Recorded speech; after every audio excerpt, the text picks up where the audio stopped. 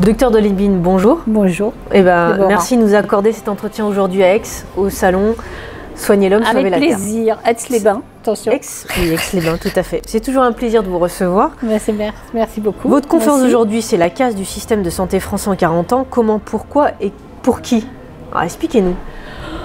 Comment, pourquoi? En deux mots, c'est la bureaucratie qui est devenue galopante. Et d'un côté, on a fait monter le nombre de bureaucrates, technocrates, tout ce qu'on veut, de cadres. On a transformé des médecins, des infirmières en cadres, loin du patient. Et puis, on a diminué le nombre de soignants. Donc au total, on arrive à avoir des hôpitaux, des services publics de médecine qui sont complètement asphyxiés. Le dernier exemple récent, évidemment, qui a fait parler de lui, c'est la triste évolution des EHPAD, ces établissements d'hébergement des personnes âgées dépendantes, qui est une catastrophe absolue, connue depuis très nombreuses années, mais qui s'aggrave d'année en année, en particulier de façon récente, puisqu'ils changent encore les dotations en faisant des fusions-acquisitions entre les hôpitaux. Donc c'est une catastrophe absolue. À Morlaix, ils ont dit que la fédération des EHPAD de Morlaix, ils avaient 330 000 euros de moins par an de dotation. Alors à chaque fois, sont des emplois en moins, de fait. Et quand vous vous retrouvez avec 60 patients, une infirmière et 2 aides-soignantes, c'est évidemment impossible de donner des soins corrects aux gens. Et moralité, on devient maltraitant, on est mal dans sa peau, on est en épuisement professionnel, éventuellement en suicide, ou on s'arrête, ce qui diminue encore le nombre de gens. Donc c'est une vraie catastrophe. Alors pour qui? C'est simple. Évidemment pour la finance. Évidemment, je crois que ce matin, Madame Georges a expliqué ça très bien. Effectivement, on est dans un système où depuis les années 80, mais avec une aggravation évidemment progressive, tout est fait pour que la finance gagne. Alors j'ai mis, je crois, une image où on dit on n'a pas voté pour la finance, mais pour les banques. Mais si, en fait, on a voté pour les banques. Enfin, on a voté ou on n'a pas voté, mais en tout cas, les banques nous gouvernent.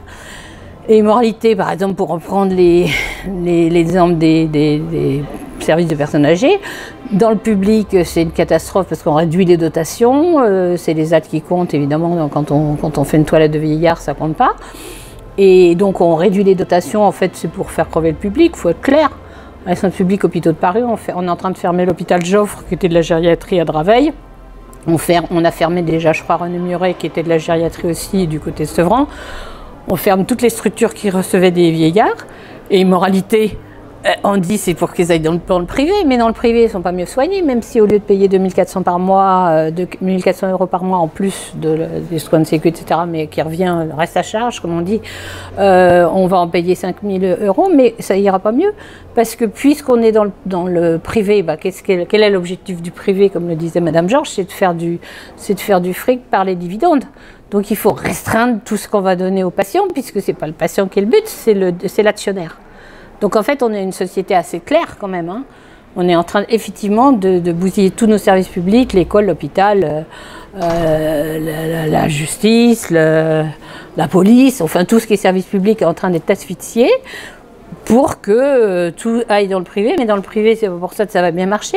Dans le privé, ça va être pour qu'on fasse le plus possible de bénéfices pour nos actionnaires. Donc, si vous voulez, par exemple, je vais vous donner un exemple clair quand même, me semble-t-il. Actuellement, en même temps que les EHPAD manifestent avec on n'a pas assez de personnel, on ne peut pas soigner nos pensionnaires de façon correcte, en même temps, vous trouvez sur Internet demain matin, si vous voulez, une publicité pour dire investissez dans les EHPAD et ça donne 4,5% de bénéfices par les dividendes. Alors que votre livret A, c'est 0,75%. Donc effectivement, c'est pour la bourse, tout pour la bourse. Pas la vôtre, pas la vôtre. Voilà. Donc on est vraiment dans une catastrophe, effectivement. Qu'est-ce qui va se passer dans les prochaines années selon vous? Moi je suis pas de boule de cristal. Soit les patients. Bon, il est déjà en grande décrépitude. Hein. On était au premier rang mondial en 2000, on est au 13e ou 23e selon les critères prix et les classements. Enfin, de toute façon, on s'est effondré, c'est clair, comme pour l'école, comme pour le reste. Qu'est-ce qui va se passer? Ça va dépendre de tout un chacun, de nous tous. Hein, si on continue à laisser faire les dirigeants qui donnent tout à la bourse, tout aux actionnaires et qui laissent crever non seulement leurs pensionnaires, non seulement leurs patients, mais eux-mêmes. Il Il n'y a jamais eu autant de suicides chez les médecins, chez les étudiants en médecine. Maintenant, les étudiants en médecine, c'est encore pire parce qu'ils voient bien qu'ils n'ont pas d'ouverture. Ils peuvent pas. Moi, je suis en correspondance sur avec quelques-uns sur Twitter. Ils disent, moi, j'ai fait médecine, j'ai envie de faire médecine, j'ai envie de soigner les gens, etc. Et qu'est-ce qu'on m'apprend à la fac en première, deuxième année? Comment gérer? Comment gagner comment mettre les gens dans les essais thérapeutiques pour gagner de l'argent pour les nouvelles molécules, etc. C'est bon, c'est ce que. Alors, elle donne, Agnès Buzyn, elle donne 50 millions d'euros largement, n'est-ce pas? C'est beaucoup d'argent, dit-elle, alors que donc aux fameuses EHPAD, pour l'hébergement des personnes âgées, dépendantes. Et pendant ce temps-là, il y a pratiquement 3 milliards d'euros qui filent sur la liste en sus des groupes homogènes de malades pour les médicaments innovants qui sont peu efficaces, dangereux, et hors de prix. C'est inadmissible. Cette liste, elle aurait dû disparaître depuis de nombreuses années.